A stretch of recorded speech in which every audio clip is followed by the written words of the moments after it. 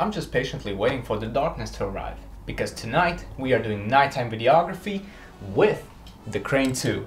Oh my god, look at the size of this thing. So good. If you're a run and gun shooter like me and you film a lot of weddings and events, you know that it can be quite a struggle. But today I'll be showing you that with this thing right here, you can actually make it super easy and super convenient for yourself. But first, let me give you 2 tips which are gonna help you a lot. First of all, make sure to switch to PAL mode, because on NTSC you will get an awful looking flickering, especially in slow motion. It just looks unprofessional. And second of all, use fast lenses. For example, 1.8 or 1.4 aperture, because you're gonna get some super beautiful bokeh, and we all like good bokeh. By the way, this is important to know. If you want the follow focus on the Crane 2 work, you actually need to purchase the servo follow focus. It comes in this really cool package, and believe it or not, this is it.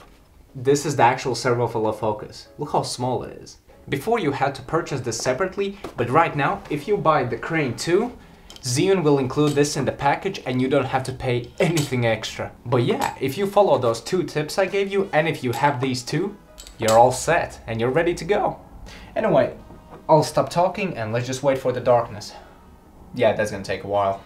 If you follow those 2 tips I gave you at the start of the video, you should already be able to get decent night shots. But just in case, here are a couple of more small tips which will help you. First of all, try to film in 24 or 25 frames per second as much as possible, because if you film a lot of slow motion, the image will be much darker and thus you will have to crank up the ISO. Remember to keep the shutter speed twice as high as your frame rate. Try to film near different city lights as much as possible.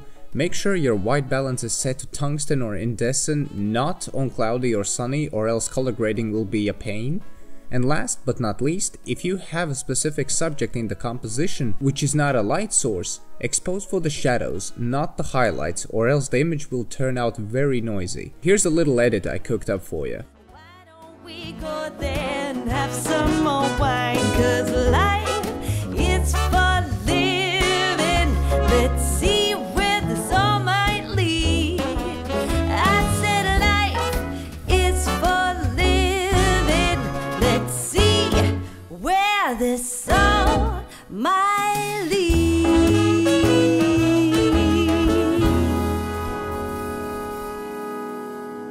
For me, the most important thing is to nail the focus. But what if you are alone and you want to do awesome dynamic shots but don't know how to keep up with the focus? Well, to achieve that you will need to pull out your servo follow focus and pair it up with the Crane 2. Setting up the Crane 2 and the follow focus is another topic I will be covering in the future, but for now, I am sure you can find some great tutorials on YouTube. Pulling focus is very easy on the Crane 2. You can even adjust the focusing speed on the gimbal. This was only my 3rd time using this tool, and I already felt connected to it, and I didn't have any issues with the servo follow focus. Here are some cool shots I managed to get.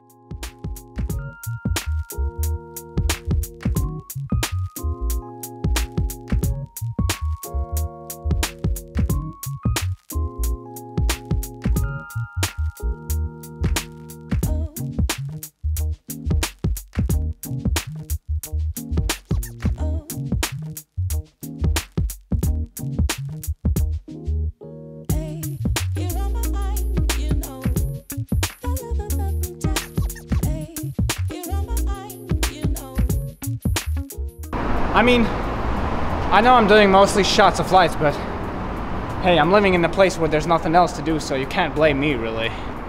Obviously, the servo follow focus isn't for everyone. I, as a run and gun shooter who films a lot of weddings and events, won't be using it much because it takes quite a while to set up.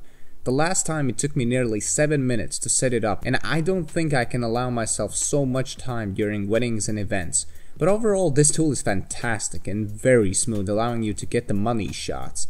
It also requires a lot of practice, because keeping sharp focus on fast moving subjects is kinda very difficult to manage at first. Now, the big question. Where could you use the servo follow focus? I'll be using it for product macro shots and for bar and restaurant promo videos.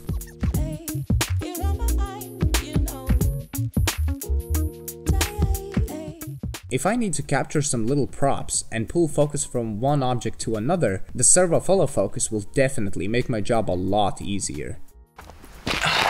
By the way, did you know that if you use the servo follow focus on the zoom ring of the lens, you can achieve the vertigo effect? Well, here's 3 cool examples for you.